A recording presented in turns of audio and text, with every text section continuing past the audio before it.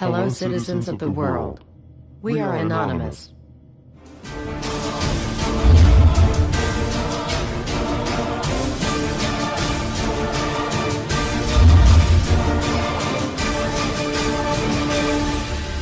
Guess what, world?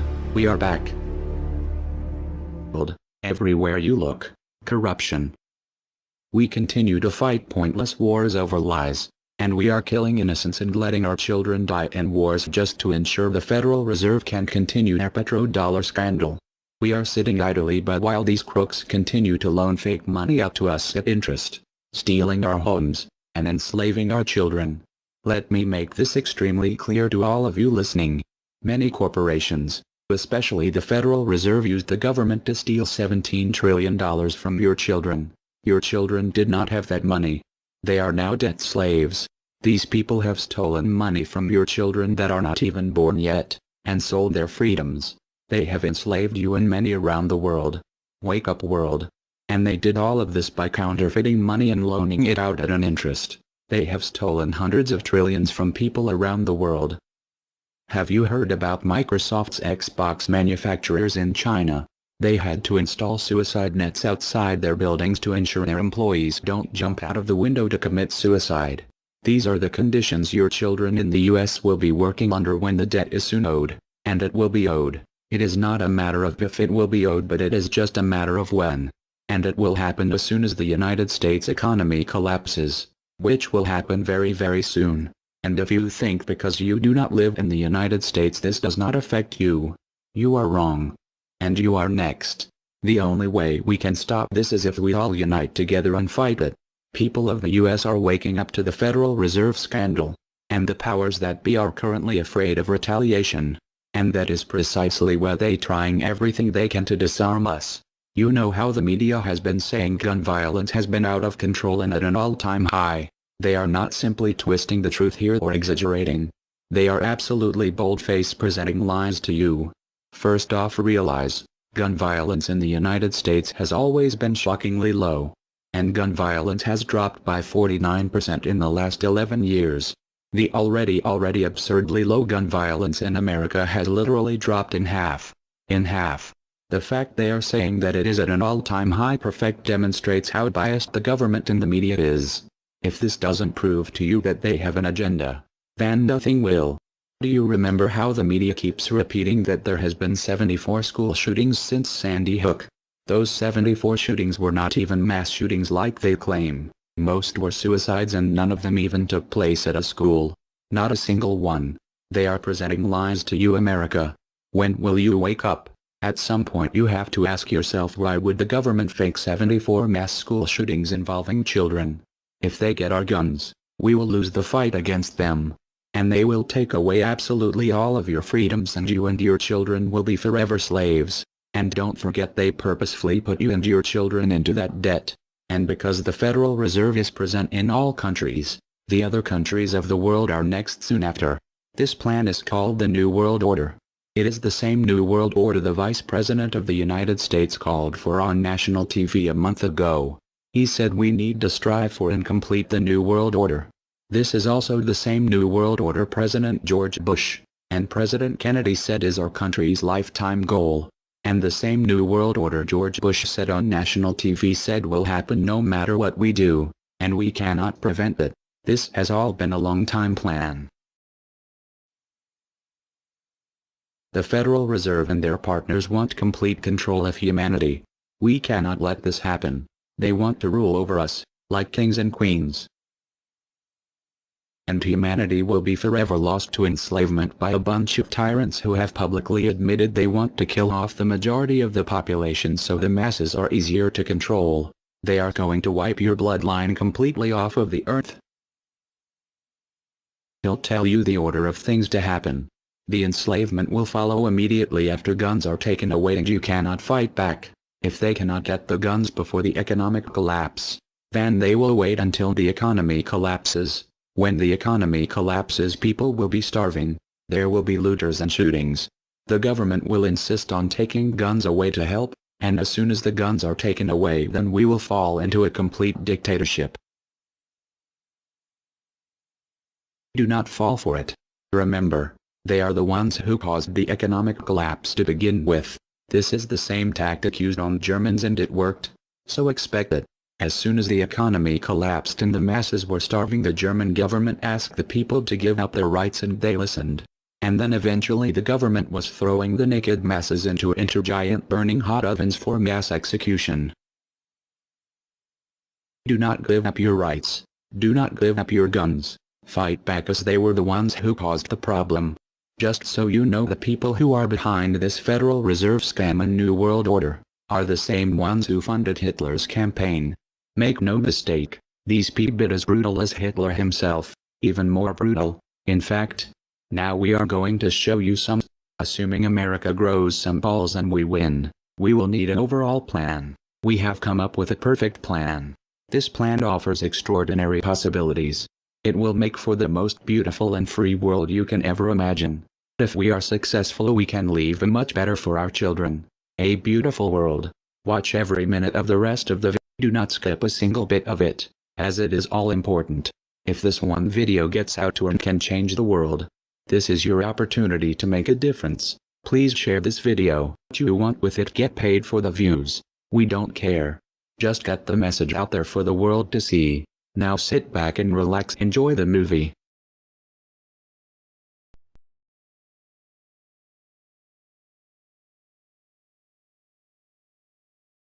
To you? Makes perfect sense. Okay. Anybody else want to throw anything out at us?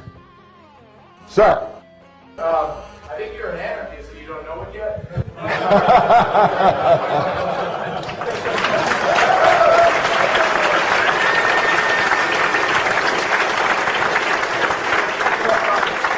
Do you hear me denying anything?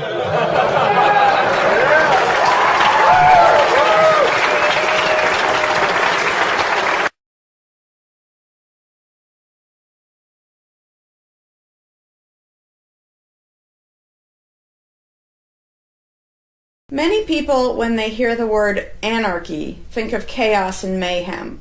So they assume that an anarchist must be in favor of disorder and violence. That is the complete opposite of the truth. Most objections and complaints about the anarchist or voluntarist philosophy are not actually about the philosophy itself, but result from people misunderstanding what the philosophy is all about.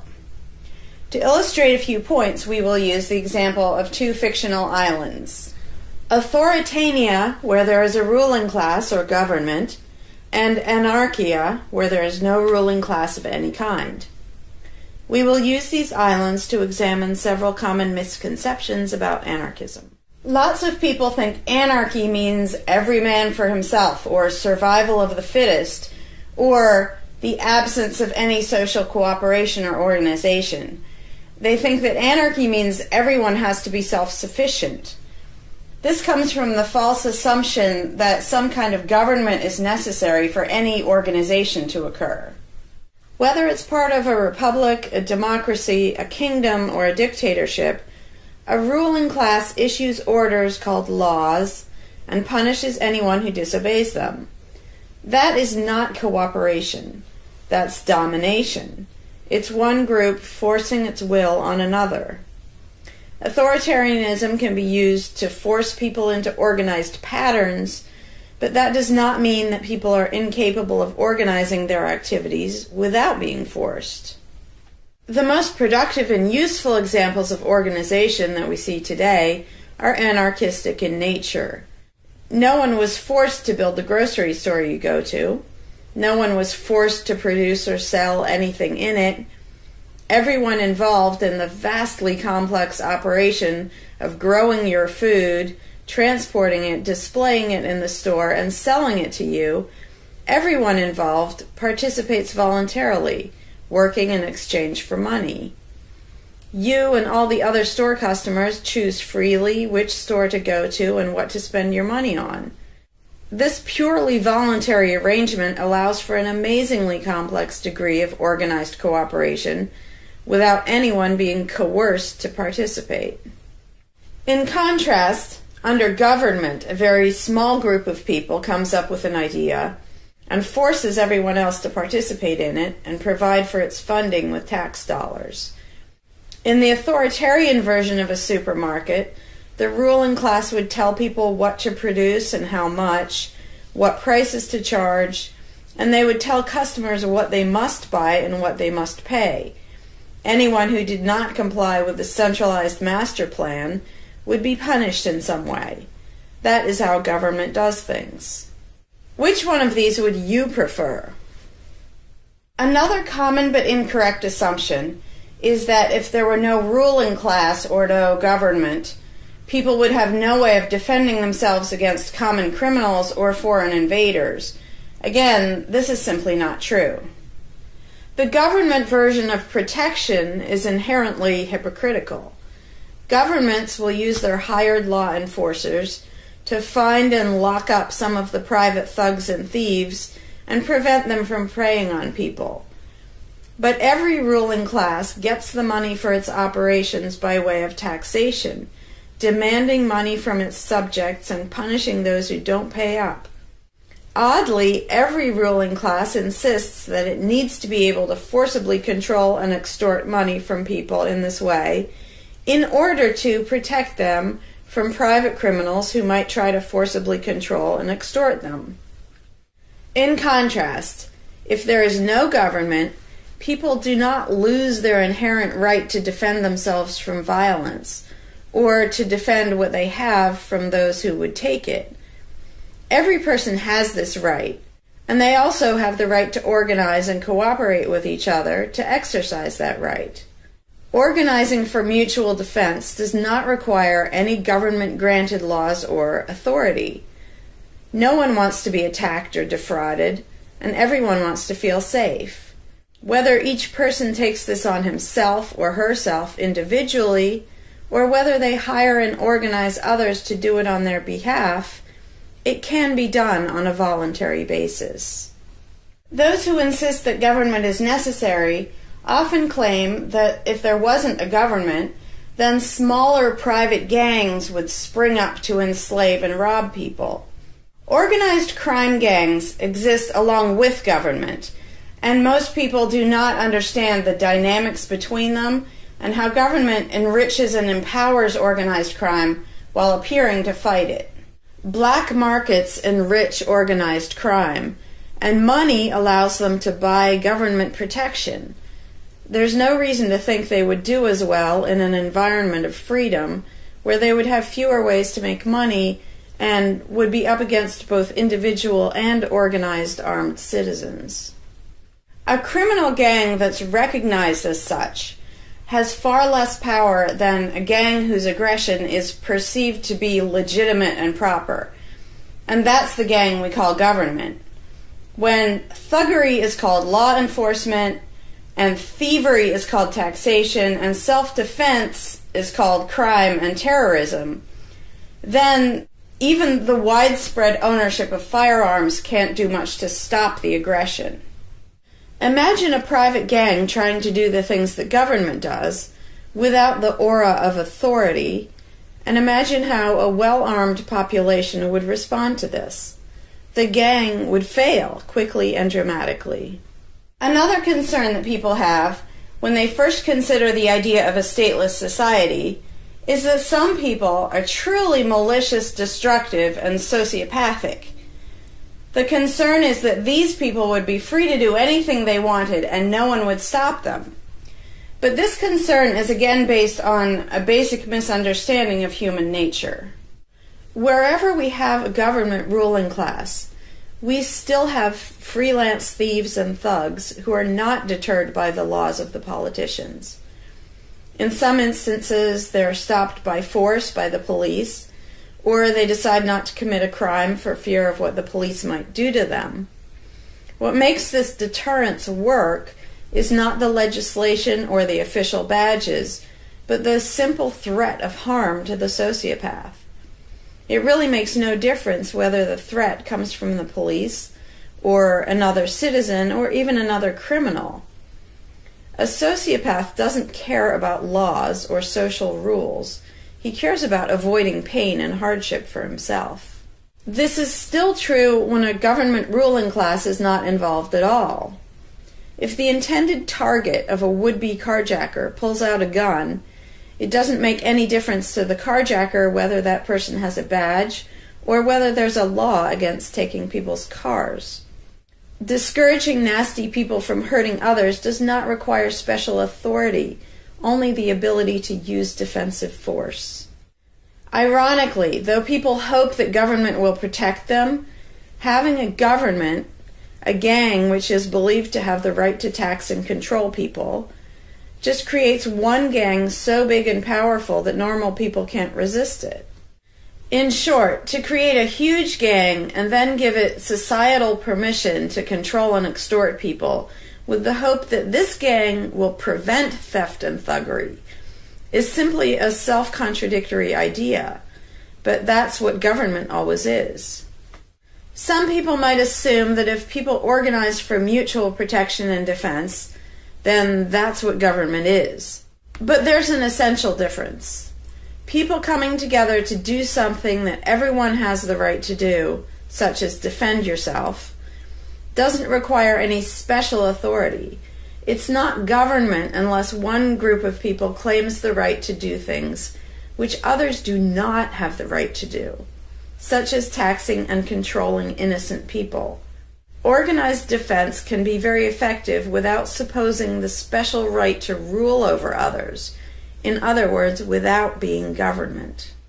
In contrast, governments rob the people they rule of far more wealth than private crooks could ever manage, making the idea of a protector government ridiculous. Another common objection to the idea of a stateless society is the notion that, if not for a group of lawmakers telling the rest of us how to behave, we would all behave like stupid, irresponsible, violent animals. This claim implies one of two things. Either we normal people have no idea what is right and wrong unless and until politicians tell us, or the only reason we want to do the right thing and coexist peacefully is because politicians told us to. A quick examination of your own motivations will show you that neither of those things is actually true. It's particularly odd to make this argument in a society where politicians are voted into power. If the people themselves have no moral code and no conscience, and are just stupid, violent animals, why does almost everyone want government to keep the peace and protect the innocent? Would a population of vicious, heartless, evil people try to elect good people to keep the evil people in line? Obviously not. The goodness and the desire for order and peace comes from us, not from the lawmakers we vote into office. The same holds true of everything that government does. If people are so short-sighted and selfish that they can't be trusted to voluntarily organize and raise money for whatever they deem important, then how can those same people be trusted to decide who should be in power? The implication is that the average person can't be trusted to run his own life, but can be trusted to choose someone to run other people's lives. Government is really not a civilizing influence. It's actually an uncivilizing influence. People who would never personally rob their neighbors constantly use the government to do it for them by way of taxation. People who would never dream of trying to control minute details of their neighbors' lives think it's just fine to vote for politicians to do it instead. Government gives everyone the opportunity and encouragement to rob and control other people without risk. So government, rather than serving as a check against the imperfections of our nature, instead drastically amplifies our greed, irresponsibility, and malice towards other human beings by giving us a legally acceptable and risk-free way to interfere with the lives and choices of our fellow men and women. Government brings out the criminal and busybody in everyone. In contrast, in the absence of a ruling class, people would lose their ability to ask lawmakers to interfere with their neighbors' lives. And we would not have law enforcers who could avoid responsibility for evil deeds by claiming that they were just following orders. Throughout history, far more theft, assault, oppression, and even murder has been committed by those acting on behalf of a supposed authority than by anybody else. Even basically good people, when they believe in government, will condone things or do things which they know would be wrong if they did them on their own. Most people know that theft and assault are bad, but they imagine that controlling their neighbors and forcing them to spend their money on things they don't want is perfectly moral and legitimate when it's done by way of the political process. Wrong becomes right when it's called taxation, legislation, regulation, and war. Anarchists know better. They know that human society will never be perfect, but it would be a whole lot better if evil deeds were committed only by genuinely nasty, sociopathic people, rather than being committed wholesale by basically good people who think that violent aggression is okay when it's called law enforcement. The fundamental principle of voluntarism is very simple. It's wrong to initiate violence against any other person, regardless of badges, laws, or alleged authority. The only time the use of force is justified is to defend against aggression. Almost everyone understands this on a personal level, but they've been taught that this basic rule of social living does not apply in the game of politics and government. Most people already know how to get along with others, and most people want a peaceful and just society. Our morality doesn't come from politicians making laws. Our ability to organize and cooperate doesn't come from the ruling class. When people escape the belief in government, they don't suddenly turn into violent animals. Our inherent right to defend ourselves and our ability to defend ourselves is not served by government. In fact, it's threatened by government more than by anything else. Ruling classes do not produce peaceful coexistence, but rather perpetual conflict and violence. Our belief in government authority takes our compassion, virtue, and good intentions and turns them into power for people who crave power and riches. Of course, the people who benefit most from the political racket will put a good spin on the system and do their best to convince people that it's a social necessity. But ask yourself this: have the thousands of laws, regulations, and taxes imposed on you by politicians made you a better person? Have they made you more productive or more caring? Is the world better off with the politicians taking your money and telling you how to live your life? Or do you think it might have been better off if you'd been allowed to spend your own money and make your own decisions? Is society really best served by a small class of people forcefully imposing a centralized master plan on everyone else? Can the orders and threats of a ruling class make the world what it should be? Or would society be better served by human freedom and respect for individual rights, by voluntary cooperation and peaceful organization? If this second option sounds better to you, maybe you should learn more about anarchism. Some people dismiss anarchism as a utopian idea that would only work if everyone were generous and compassionate. Obviously, everyone is not generous and compassionate all the time, but these people need to look at the other side of the coin. If people are too stupid, greedy, and malicious to be free, aren't they too stupid, greedy, and malicious to be trusted with power over others?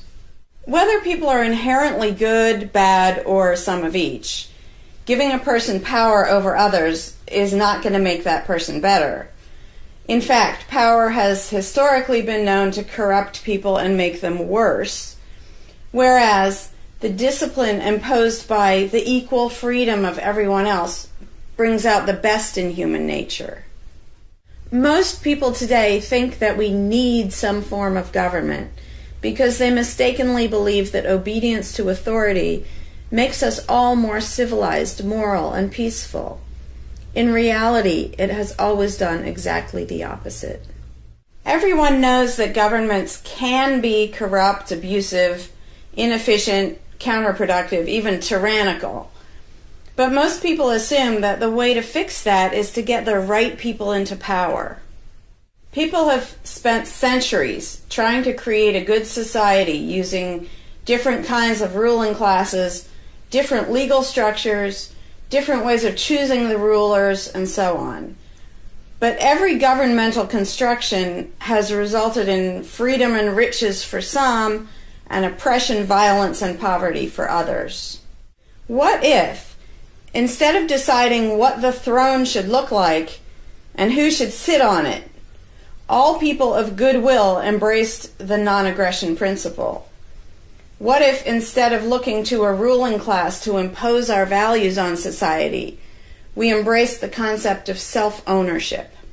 These principles are simple and easy, to the point of being self-evident, but they're diametrically opposed to the authoritarian principles that most of us have been indoctrinated with. Anarchism does not mean chaos and violence, or every man for himself. Having no government does not mean having no morality, no organization, and no cooperation. Simply put, anarchism does mean that no one is your master and no one is your slave. And that's all it means. Howdy, Larkin Rose here. I'm feeling slightly less than entirely patient and polite today, so if this video gets slightly caustic, too bad. This video is for all the people who are constantly saying, well, if not for government, we couldn't have roads, or we couldn't have police, or nobody would care for the poor, or we wouldn't be protected, whether it's from local thugs or from foreign invaders. We wouldn't have this, we wouldn't have that. So thank goodness we have government and taxes, because we wouldn't have any of those things. And the first way I'd respond to that is by pointing out the assumptions that underlie that complaint, that argument. Basically what people are saying, because let's be clear about what the terms mean, government is the people who boss everybody else around. And taxes are those people demanding money from us. So they basically tell us, hand over a whole bunch of money and we'll decide how to take care of you. We'll decide how to spend your money. If we don't like it, too bad, we don't really have a choice. Like, well, you can vote in a few years and maybe something will change, even though it totally won't. So that's what people are saying. Basically, if we didn't have a ruling class stealing our money and then supposedly spending it to protect us, how could we possibly have roads or anybody to protect us? The implication is that in this country, for example, 300 million people would just sit around thinking, oh, we can't do it. Without politicians and tax collectors, we can't have a road, we can't protect each other, and we can't... And it rests on this bizarre assumption that things that almost everybody wants, they wouldn't do anything to make happen unless there were politicians forcing us to give them money so they can make it happen. And so an example I like to use is, let's apply the same argument to food, because food is pretty darn important. I think everybody can agree. Let's apply the same argument that statists use about the roads or caring for the poor or protection or anything like that. The argument would go like this. Now, in the context of food, listen how idiotic this is. If we don't have government demanding money from all of us under the threat of caging us, and that's what taxation is, here's the money you have to give us, here's the nasty things we do to you if you don't. If that didn't happen so that they could build a big food production and distribution system and feed us, well, we'd all starve. We'd all just sit around saying, gosh, I wish we had food, but, no politicians and tax collectors. We're just going to sit around and starve to death. Now, in this country, nobody would believe something that stupid, because all you have to do is go to a supermarket and see a perfect example of really efficient, organized cooperation that nobody is forced to do. There is no, if you're going to make the argument that people make about roads and protection and all that, you'd say, well, nobody is forced to make any food for anybody in this country. How do you know everyone's just going to say, well, it's not my job, and we'll all starve to death? There's no guarantee. There's no master plan guaranteeing that we'll all have food. So obviously we're all going to starve if we don't have an authoritarian government stealing our money and then making food and giving it to us. Because golly gee, we couldn't possibly do it voluntarily ourselves. Again, in this country, nobody makes that argument because they see it happening voluntarily. Nobody involved is forced to do that. Nobody is forced to make you a single bite of food. There is no guarantee at all from anybody. And yet, Americans are, by and large, hugely overweight. Obviously, we don't have a lack of food. We might have a lack of healthy food. But obviously, we see that example. Oh, we can handle that. You know, voluntarily, mutual cooperation, that's fine for food. But for some reason, it's not okay, and we can't even fathom the idea of the exact same thing handling roads or handling protecting us or other things that almost everybody wants. So there's, in the question is this bizarre assumption that everybody will sit around really, really, really wanting something, but because there aren't politicians bossing us around and stealing our money, well, how could we possibly do it? And one of the most common things is, who will build the roads? Which is amazingly stupid to me. Just amazingly stupid. I have here in my pocket a little tiny thing. With this little tiny thing, I can be most places in this country and call people all over the world. And I own it myself. I'm not anywhere near rich these days, but I own one. Almost everybody I know has one of these. A little thing that can fit in your pocket, and just on a whim, you can open it and talk to somebody who's on the other side of the planet. And there was no coercion. Nobody forced anybody to make one of these. This is the result of voluntary cooperation. And that's it. Free trade. Organization, yeah, good. Cooperation, yeah, good. Coercion, which is what government is, and taxation, which is theft, didn't need that to do this. So what these people are telling me, oh, we wouldn't have roads if we didn't have government, is that somehow free individuals, relatively free, interacting voluntarily can make it so I can talk to almost anybody in the world on a little thing that fits in my pocket on a budget that is not a very good budget at the moment, but I still have one of these. That freedom, not authoritarianism, can supply me with this, but freedom cannot achieve a flat place. Because that's what a road is. It's a flat place. From here to there, because we have these machines that take us from here to there. By the way, we don't have those machines because of government.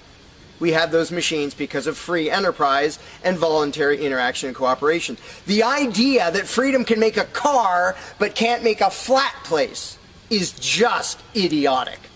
You really think we can't make a flat place? And so I ask people, and they say, well, who will build roads? Are you really telling me that you really and truly think that if government fell off the face of the earth, 300 million people in this country, 7 billion if you want to include the whole planet, would sit around in their houses thinking, golly, I wish I could go visit Fred, but I can't because there's not a flat thing from me to him, and I don't know how to do it. And the other 300 million or 7 billion people, we can't possibly do it because there aren't any politicians and tax collectors.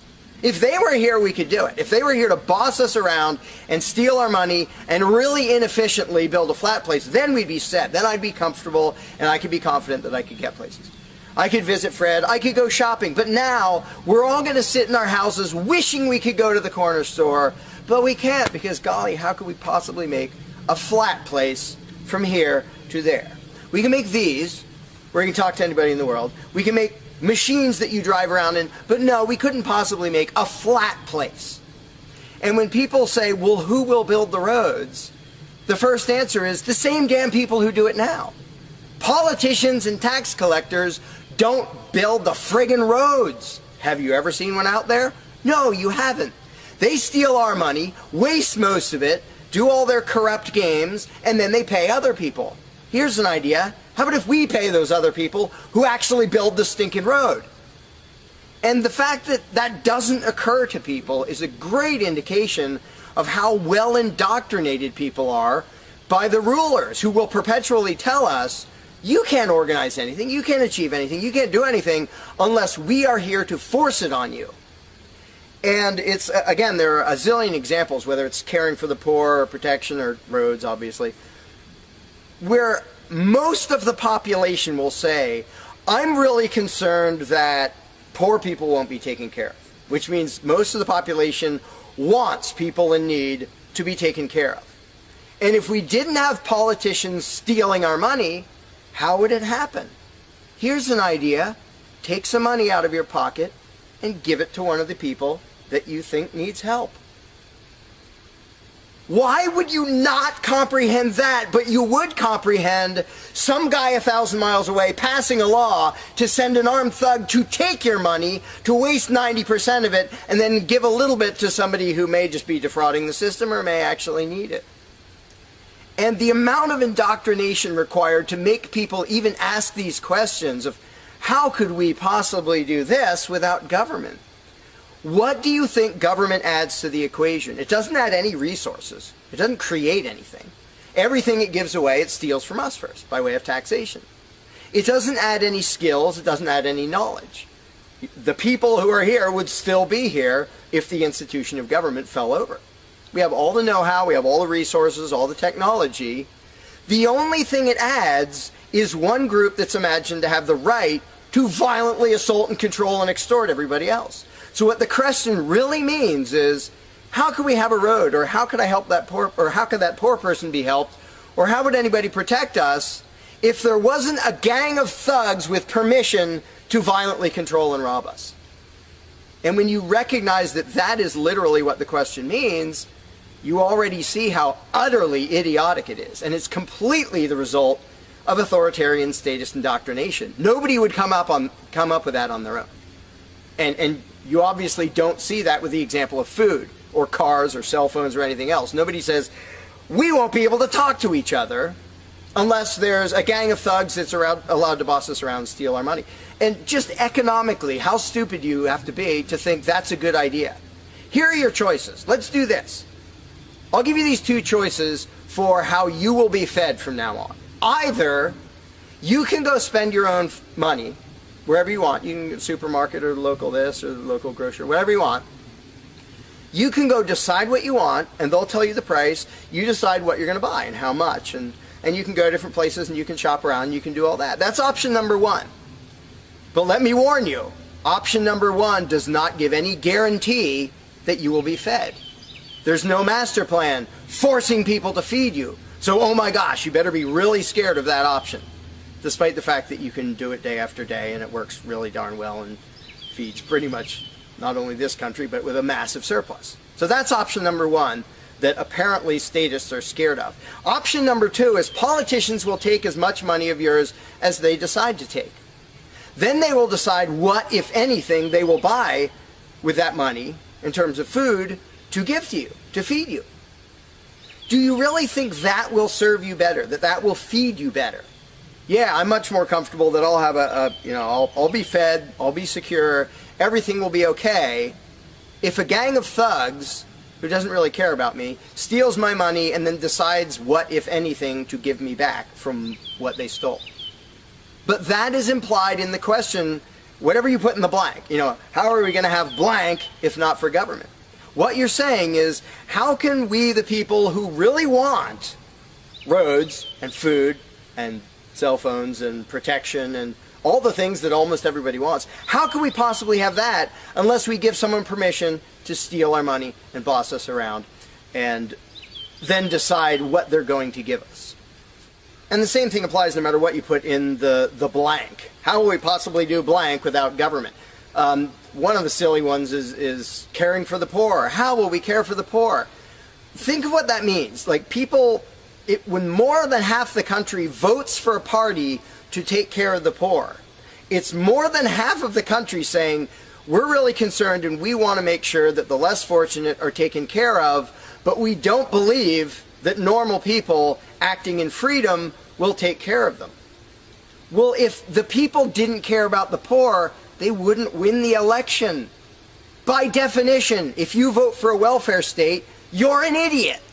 Because either people are heartless bastards and you're going to lose, or people are compassionate and giving and you don't need to win. Just give them your stinking money. But people play the game, and that's the Democratic Party lives off of the idiotic notion that you're all so heartless that you should vote for us to steal your money to give to the poor. And half the country falls for it. Yeah, we're all so heartless that we voted you into office for the specific purpose of taking our money to help the less fortunate. That's just freaking brilliant. How about if half the country just gave their stinking money to the less fortunate? And then the less fortunate would all be rich, because it would be 1 trillion times more efficient than the government version of welfare ever is. Also, it would be actual charity instead of mass theft and corruption and fraud and all that fun stuff. But what takes the cake, the ultimately insane thing, whatever you put in that gap, how can we have blank without a parasitic ruling class and a bunch of hired thieves? It's just a stupid question, but it's extra super stupid when what's in the blank is, how will we be protected? Who will protect us from thieves and robbers if we don't have government? It's the most idiotic question. It's also the most frequent question from statists. So here's what the question literally means. If we don't give a certain gang of people permission to violently control us and take our money under threat of putting us in a cage, who will protect us from people who might commit aggression against us and take our money? Wanting government for that is exactly as brilliant as saying, we have to have a carjacker in our town, otherwise somebody might steal our cars. Government is an appointed thief. If you don't think taxation is theft, first of all, you're a really well-trained slave. Second of all, try not paying. See what happens. See if they say, oh, it's quite all right. Or if they say, no, you're going to pay, or we're going to take your stuff, or eventually we'll put you in a cage. And when people say, that's not theft, because we get something back. Learn to think. And I use this example all the time, and all I ever get is stupid looks from statists in response. If I robbed you at gunpoint of $100, and the next day I gave you a sandwich, and you said, what? I said, hey, now everything's fine, because you benefited. I gave you a service. I gave you lunch, so that retroactively makes it okay that I robbed you at gunpoint. Would you buy that argument? No, you'd say, that doesn't make it okay. I don't care you gave me a sandwich.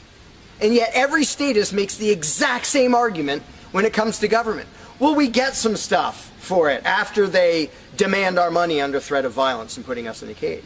Then we get services or goods. And we don't get what we asked for, and we get lots of things we didn't ask for. But we kind of get something, and that retroactively makes it okay for them to say, give us this much of every paycheck you make, or we're sending men with guns to take your property.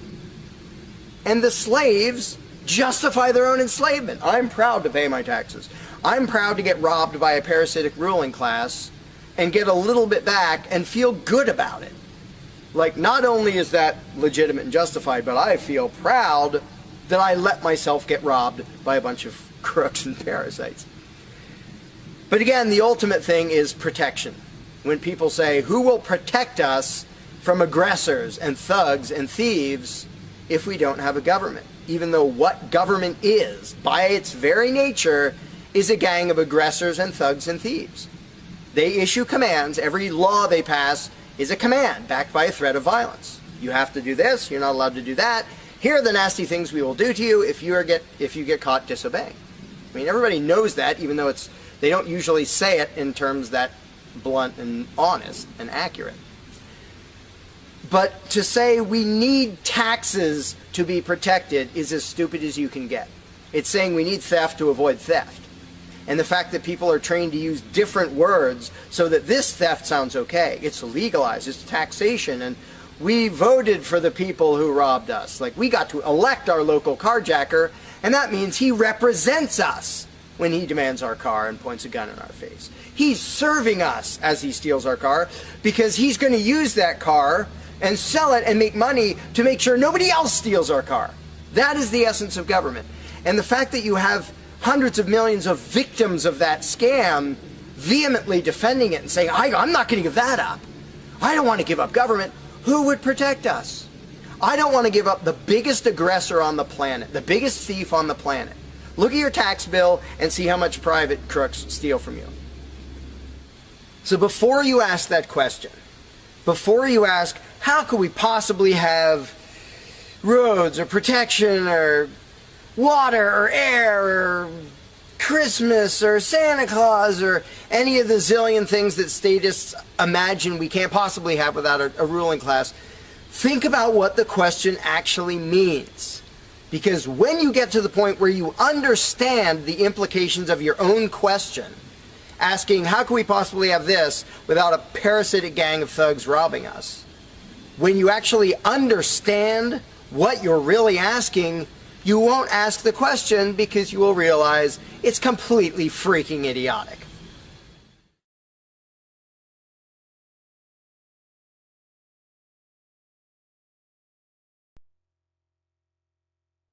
Hey, Larkin Rose here.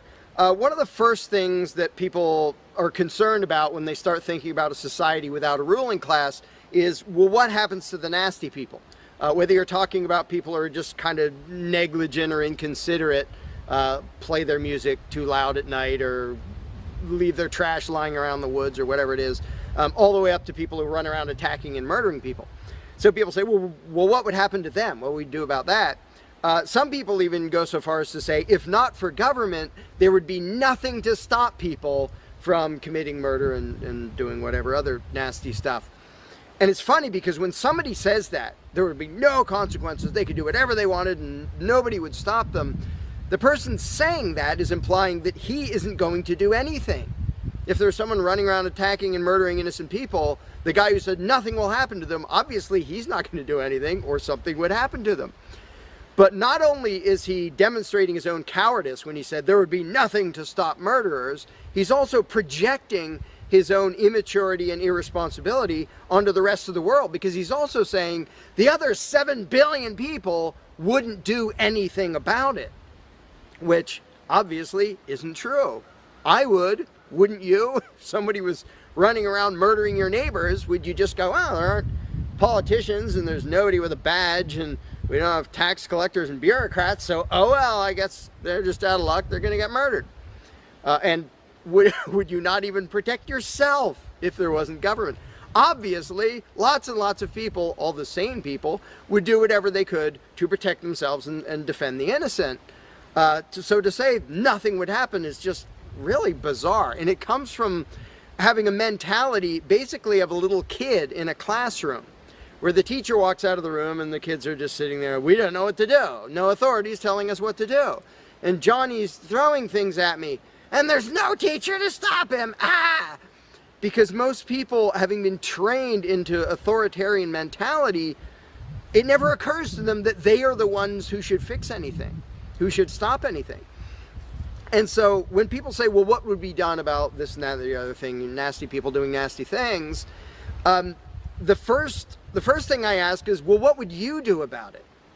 Because people are so into the mentality that there has to be some master plan and some authority who writes down the law of here is what will be done with those people, that people don't think in terms of, well, what would I do about it?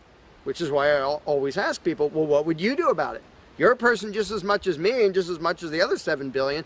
What would you feel justified in doing if somebody was polluting or playing their music too loud at night or running around murdering people or whatever in between you can think of? Any nasty thing, what would you feel justified in doing about it? Because there's a very basic rule of being a moral human being, which is if it would be wrong for you to do something, don't ask anybody else to do it. And the rule is so simple, so self-evident and obvious that most people will go, well, duh, of course. Trouble is, nobody in the world who believes in government abides by that rule. Nobody. I don't care if you're a constitutionalist, Democrat, Republican, fascist, communist, anything, any kind of statist. There is nobody who believes in government who abides by the most basic rule of morality, which is if it's wrong for you to do something, don't ask somebody else to do it. Because every single candidate, every party, every government always does things that the voters know they themselves have no right to do. And to say something like, well, I'm voting for the guy who's going to tax you less. Well, do you have the right to rob me a little bit less than the other guy? No, you don't. So telling me that, well, somebody was going to rob you more, but I voted for the guy to rob you a little bit less, you are still violating the basic rule of being a human being. If it's wrong for you, don't ask somebody else to do it. Well, that's kind of the second basic rule, the first one being the non-aggression principle. And they actually go together quite well. But when people are in the mindset that there's going to be some major centralized plan to deal with whatever, polluters or people who play their music too loud or murderers or whatever else, they have to get out of that mindset. They have to start to think that maybe they are among the people who have to do something about it. So instead of saying, what will be done about such and such, well, what will you do about it? What should I do about it? And this doesn't magically make all the problems go away, but the actual practical challenge of dealing with most disputes is trivial compared to the challenge of getting people to think like responsible adults, where they start to think, well, maybe it's up to me. And a while back I did little events called Escaping the Myth, and one of the little mental exercises I did with these little groups of people is, imagine we're on an island and we're it. There's no government, there's no authority, there's nobody with a badge, and one of us is running around stealing stuff from other people. He's not killing anybody, but he's stealing stuff. What are we going to do about it? We normal people. There's not a legislature, there's not 911 to call, there's nobody with a badge, it's just people. And so with that specific example, I would ask people, so what do we do? And just off the top of their heads, everybody comes up with solutions that are way better than what government ever does. First of all, every government solution is, all right, step one, I get to rob everybody. That's the government solution. Well, we're going to tax everybody so we have the resources to stop that other robber. Well, in the island scenario, nobody is stupid enough or insane enough to start with that, to say, well, let's see, so somebody's stealing our stuff. Okay, first, I get to rob all of you so that I have the resources to protect you from him. Nobody is that insane. Everybody is insane enough to believe that who believes in government. And I did for many years. I was stupid enough to actually think that it was rational and moral to advocate mass extortion in order to protect people. And that's just stupid. So I just believed something insanely stupid for a very long time. Most of the world still believes that. But in a setting where people are put on the spot and they're responsible for what happens, they don't do that. They don't say, well, I get to boss everybody around and take their money. Nobody does that. So to me, the challenge is not even coming up with specific solutions to every imaginable dispute or problem, which I don't pretend to know how everything's going to turn out. And I don't intend to be emperor of anarchy. I'm not going to be in charge of the world. But getting people to the mindset where it's up to them, where there's just people, we're it. No legislatures, no people with badges, no authority, we're just people. Suddenly people are way better at solving problems and making things work.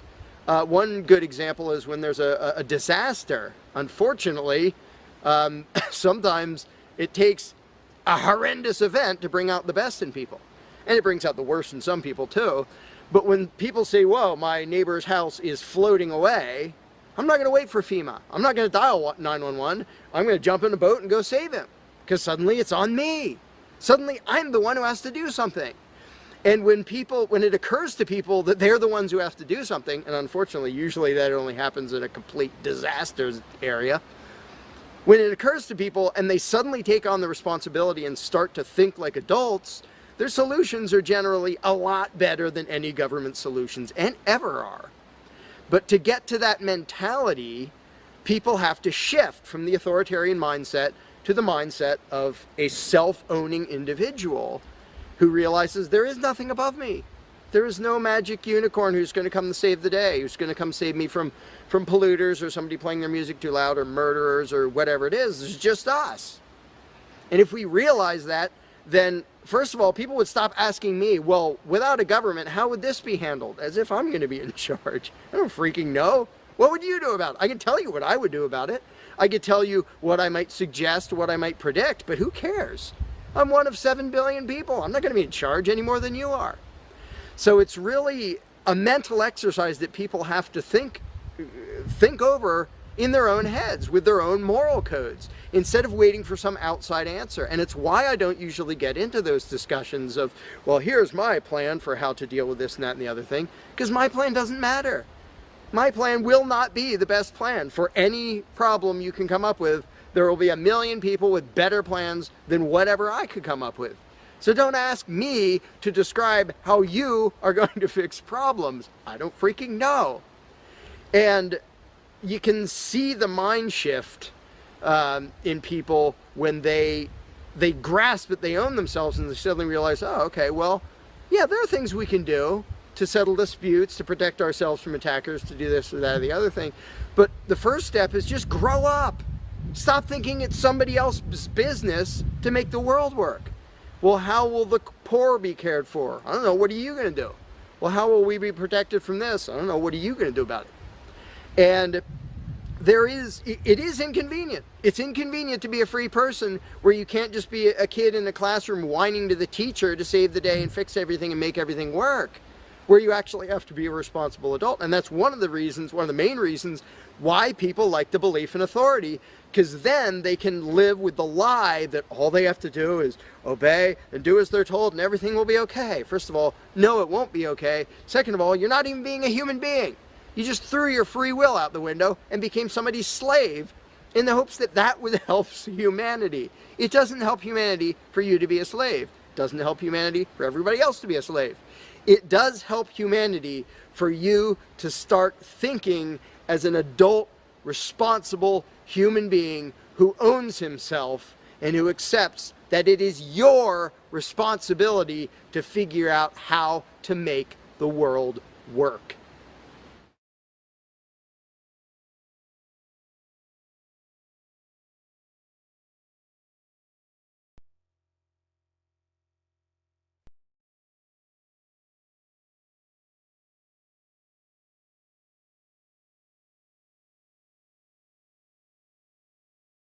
You cannot begin to imagine in how many ways the world is the opposite of what you have been taught to believe.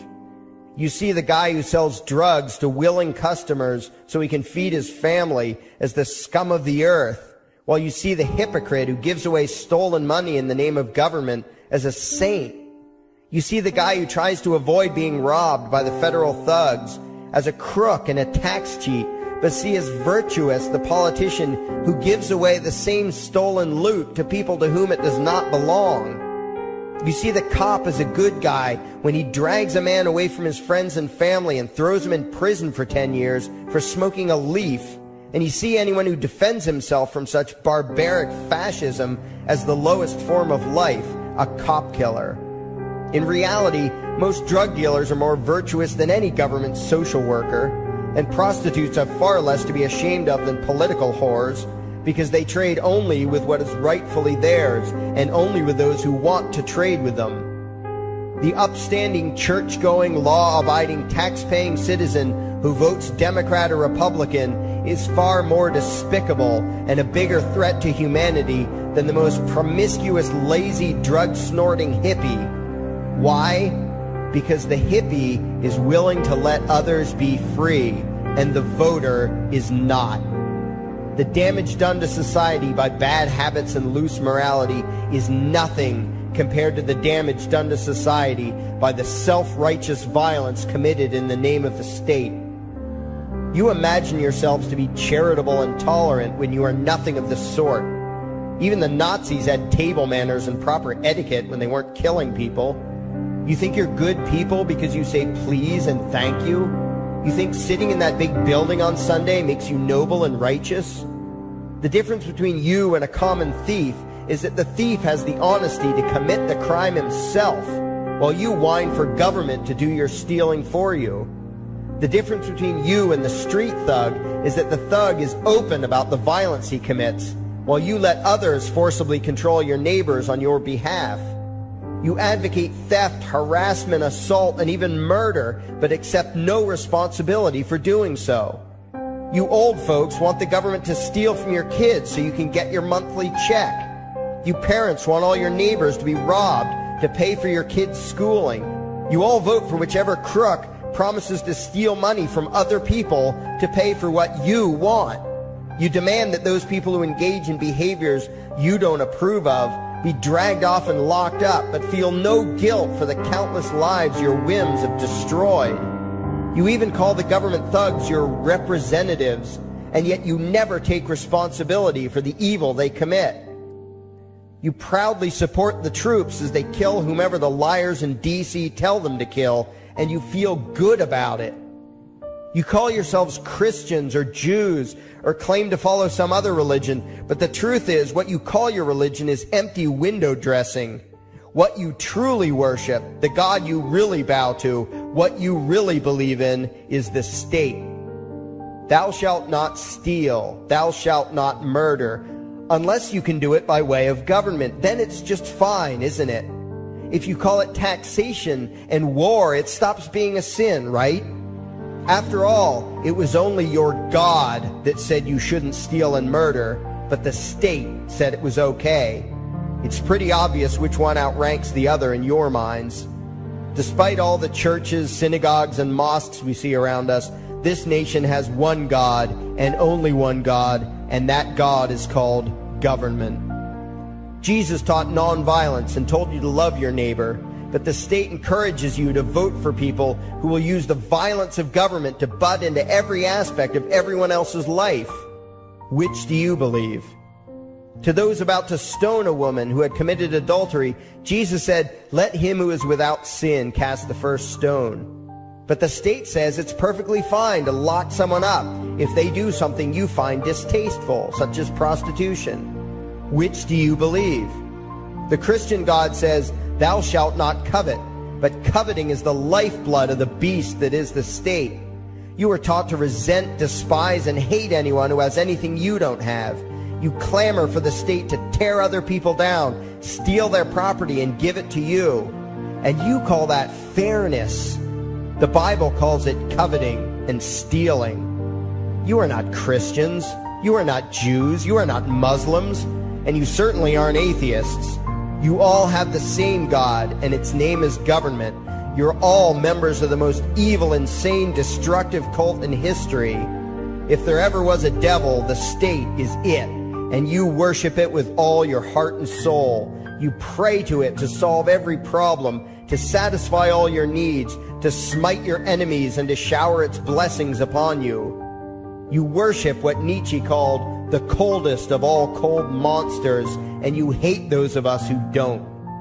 To you, the greatest sin is disobeying your God, breaking the law, you call it, as if anyone could possibly have any moral obligation to obey the arbitrary commands and demands of the corrupt, lying, delusional megalomaniacs who infest this despicable town. Even your ministers, priests, and rabbis, more often than not, are traitors to their own religions, teaching that the commands of human authority should supersede adherence to the laws of the gods they say they believe in. Several years ago, I heard one pompous evangelical jackass in particular pontificating on the radio that anyone who disobeys the civil authority, be it a king or any other government, is engaging in rebellion against God. Those were the exact words he used. What if the government is doing something wrong? Well, this salesman for Satan opined, that is the business of those in government, and you are still obligated to obey. Everywhere you turn, be it the state or the church, the media or the schools, you are taught one thing above all else, the virtue of subjugating yourselves to mortals who claim to have the right to rule you. It is sickening the reverence with which you speak of the liars and thieves whose feet are so firmly planted on your necks. You call the congressmen and the judges honorable, and you swoon at the magnificence of the grandiose halls they inhabit, the temples they built to celebrate the domination of mankind. You feel pride at being able to say you once shook a senator's hand or saw the president in person. Ah, yes, the grand deity himself, His Royal Highness, the President of the United States of America. You speak the title as if you're referring to God Almighty. The vocabulary has changed a bit, but your mindset is no different from that of the groveling peasants of old who bowed low, faces in the dirt, with a feeling of unworthiness and humility when in the presence of whatever narcissist had declared himself to be their rightful lord and master. The truth of the matter, back then and today, is that these parasites who call themselves leaders are not superior beings. They are not great men and women. They are not honorable. They're not even average. The people who earn an honest living, from sophisticated millionaire entrepreneurs to illiterate day laborers doing the most menial tasks you can imagine, Those people deserve your respect. Those people you should treat with courtesy and civility. But the frauds who claim the right to rule you and demand your subservience and obedience, they deserve only your scorn and contempt. Those who seek so-called high office are the lowest of the low. They may dress better, have larger vocabularies, and do a better job of planning out and executing their schemes, but they are no better than pickpockets, muggers, and carjackers. In fact, they are worse, because they don't want to rob you of just your possessions. They want to rob you of your very humanity, deprive you of your free will, by slowly leeching away your ability to think, to judge, to act, reducing you to slaves in both body and mind. And still you persist in calling them leaders. Leaders? Where is it that you think you're going exactly that would require you to have a leader? If you just live your own life and mind your own damn business, exercising your own talents, pursuing your own dreams, striving to be what you believe you should be, what possible use would you have for a leader? Do you ever actually think about the words that you hear, the words that you repeat? You parrot oxymoronic terms such as the leader of the free world, even pretending for a moment that there is some huge journey or some giant battle that everyone in the entire nation is undertaking together that would require a leader. Why would you ever think, even for a moment, that the crooks that infest this town are the sort of people you should listen to or emulate or follow anywhere? Somewhere inside your mostly dormant brains, you know full well that politicians are all corrupt liars and thieves, opportunistic con men, exploiters, and fearmongers. You know all this, and yet you still speak as if you are the ones who are the stupid, vicious animals, while the politicians are the great, wise role models, teachers, and leaders without whom civilization could not exist. You think these crooks are the ones who make civilization possible? What belief could be more absurd? Yet when they do their pseudo-religious rituals, deciding how to control you this week, you still call it law, and continue to treat their arbitrary demands as if they were moral decrees from the gods that no decent person would ever consider disobeying. You have become so thoroughly indoctrinated into the cult of state worship that you are truly shocked when the occasional sane person states the bleeding obvious. The mere fact that the political crooks wrote something down and declared their threats to be law does not mean that any human being anywhere has the slightest moral obligation to obey. Every moment of every day, in every location and every situation, you have a moral obligation to do what you deem to be right, not what some delusional bloated windbag says is legal. And that requires you to first determine right and wrong for yourself, a responsibility you spend much time and effort trying to dodge. You proclaim how proud you are to be law-abiding citizens and express your utter contempt for anyone who considers himself above your so-called laws, laws that are nothing more than the selfish whims of tyrants and thieves. The word crime once meant an act harmful to another person. Now it means disobedience to any one of the myriad of arbitrary commands coming from a parasitical criminal class. To you, the term crime is nearly synonymous with the word sin, implying that the ones whose commands are being disobeyed must be something akin to gods, when in truth they are more akin to leeches.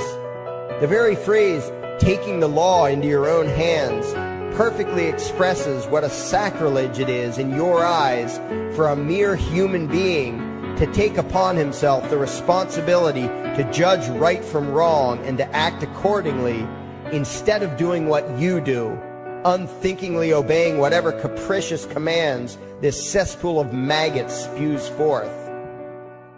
You glorify this criminal class as lawmakers and believe that no one is lower than a lawbreaker, someone who would dare disobey the politicians. Likewise, you speak with pious reverence of law enforcers, those who forcibly impose the politicians' every whim upon the rest of us. When the state uses violence, you imagine it to be inherently righteous and just, and if anyone resists, they are, in your eyes, contemptible lowlifes, lawless terrorist criminals. Like the lawless terrorist criminals who helped slaves escape the plantations. Like the lawless terrorist criminals who helped Jews escape the killing machine of the Third Reich. Like the lawless terrorist criminals who were crushed to death under the tanks of the Red Chinese government in Tiananmen Square. Like all the lawless terrorist criminals in history who had the courage to disobey the never-ending stream of tyrants and oppressors who have called their violence authority and law. And that includes the lawless terrorist criminals who founded this country. Everything you think you know is upside down, backwards, and inside out. But what has to take the cake, the height of your insanity, is the fact that you view as violent terrorists the only people on the planet who oppose the initiation of violence against their fellow men. Anarchists, voluntarists, and libertarians. We use violence only to defend ourselves against someone who initiates violence against us. We use it for nothing else. Meanwhile, your belief system is completely schizophrenic and self-contradictory. On the one hand, you teach the young slaves that violence is never the answer. Yet out of the other side of your mouths, you advocate that everyone and everything, everywhere and at all times be controlled, monitored, taxed, and regulated through the force of government. In short, you are teaching your children that the masters may use violence whenever they please, but the slave should never resist. You indoctrinate your children into a life of unthinking, helpless subservience. You are putting the chains around their little necks and fastening the locks tight. And worst of all, you feel good about it. Out of one side of your mouths, you condemn the evils of fascism and socialism and lament the injustices of the regimes of Hitler, Stalin, and Mao. While out of the other side of your mouths, you preach exactly what they did. The worship of the collective, the subjugation of every individual to that evil insanity that wears the deceptive label, the common good. You babble on and on about diversity and open-mindedness, and then beg your masters to regulate and control every aspect of everyone's lives, creating a giant herd of unthinking conformist drones. You wear different clothes and have different hairstyles, and you think that makes you different. Yet all your minds are enslaved to the same club of masters and controllers. You think what they tell you to think and do what they tell you to do while imagining yourselves to be progressive, thinking, and enlightened. From your position of relative comfort and safety, you now condemn the evils of other lands and other times while turning a blind eye to the injustices happening right in front of you. You tell yourself that had you lived in those other places, in those other times, you would have been among those who stood up against oppression and defended the downtrodden. But that is a lie. You would have been right there with the rest of the flock of well-trained sheep, loudly demanding that the slaves be beaten, that the witches be burned, that the nonconformists and rebels be destroyed. How do I know this? Because that is exactly what you are doing today.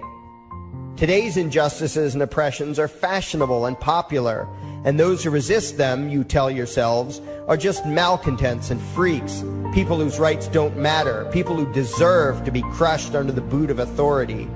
Isn't that right? You bunch of spineless, unthinking hypocrites, look in the mirror. Take a good look at what you imagine to be righteous and kind. You are the devil's plaything. The crowds of thousands wildly applauding the speeches of Adolf Hitler, that was you. The mob demanding that Jesus Christ be nailed to the cross, that was you. The white invaders who celebrated the wholesale slaughter of those godless redskins, that was you. The throngs filling the Colosseum, applauding as the Christians were fed to the lions, that was you.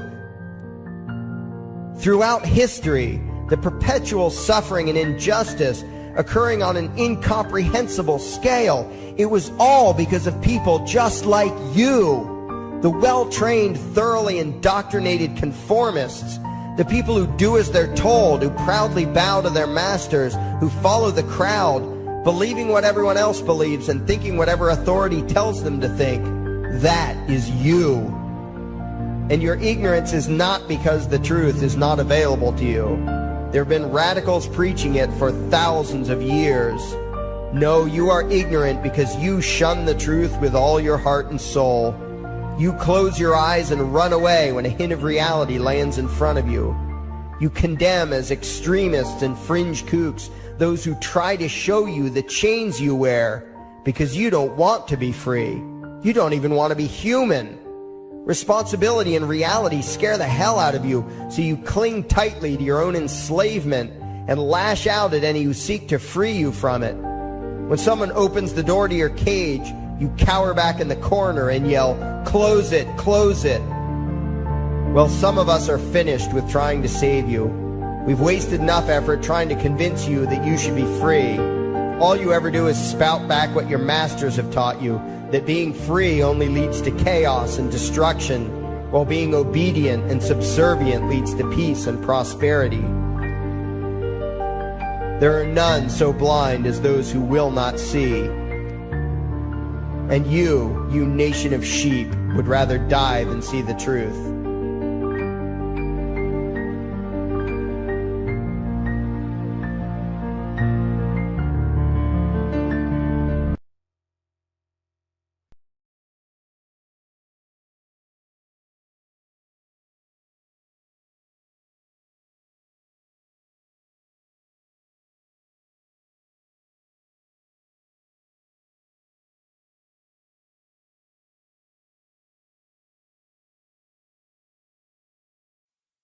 There is something I need you to do. Favorite, like and share this video.